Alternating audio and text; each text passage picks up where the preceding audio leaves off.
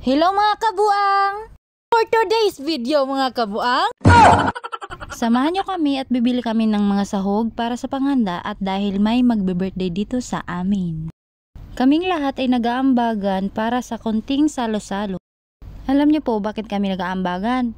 Kasi nga pizza di peligro ng mga OFW ngayon. At habang naglalakad kami dyan, yung kasamahan ko naman nakakita siya ng ipot ng ibon. Hindi nyo ba alam na dito sa Qatar maraming marites? Number 1 na din yung bao ng cellphone.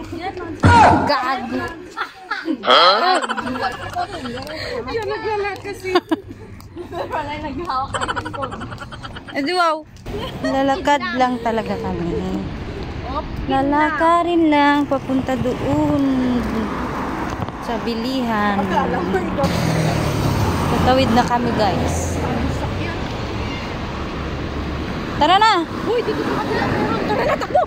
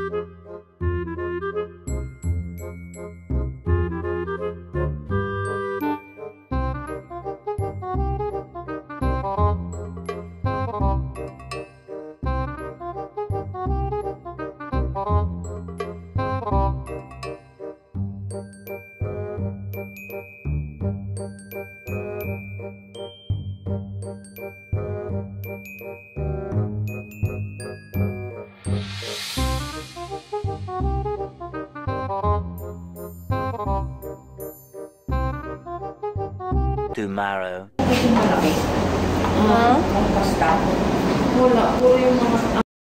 Kinabukasan nga nito mga kabuang, nag-prepare na kami ng aming lulutuin. Magluluto kami dyan ng spaghetti at na pininyahang manok. Pag sa abroad talaga tayo mga kabuang, no, hindi talaga natin maiwasan na mga homesick tayo. Maswerte na lang tayo at may mga kasama tayong Pinoy. Dito sa abroad, patibayan ng emosyon at lakas ng loob. Lalo't malayo tayo sa ating pamilya. Yung dating pangarap mo lang makita yung camel, pero ngayon, kinakain pala dito yung camel. Alam niyo mga kabuang, pangarap ko talaga dating mag-abroad. Pero nung nandito na ako, iba na pangarap ko. Maging ibon na lang ba, palipat-lipad. Yung gusto mo na lang mandiliin ng araw para mabilis na lang at makauwi kasi nga mismo na sila. Sa 7 buwan ko dito, masasabi kong hindi madali. Pero dahil strong independent woman tayo, syempre kakayanin yan. Balik na nga tayo dito sa ating niluluto. Naghiwa na kami dyan ng ricados para sa aming pininyahang manok.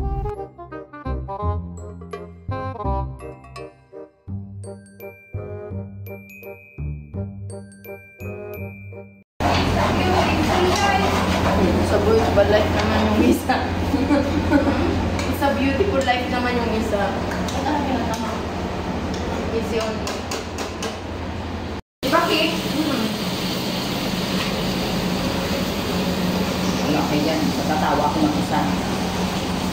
Yan, pinagsama-sama namin yung mga manok namin. Pinag-away na pag pinagsama-sama. Tapos, ito, mukha na siyang manok. Ay. Igugong ko to sa mukha mo talaga. Ready mo yung kilay mo.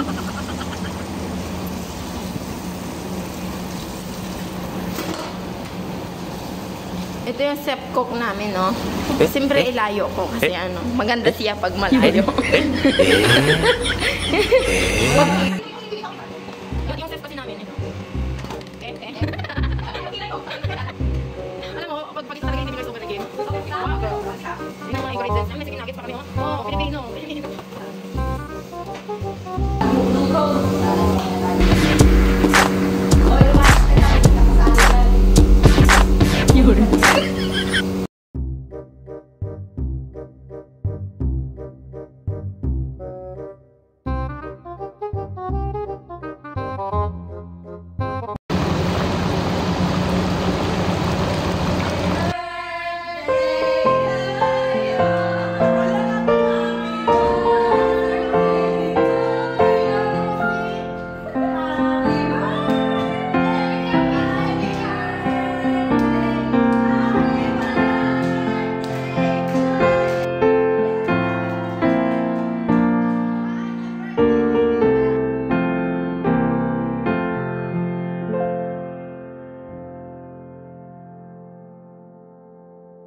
Salamat sa panonood. Mwah.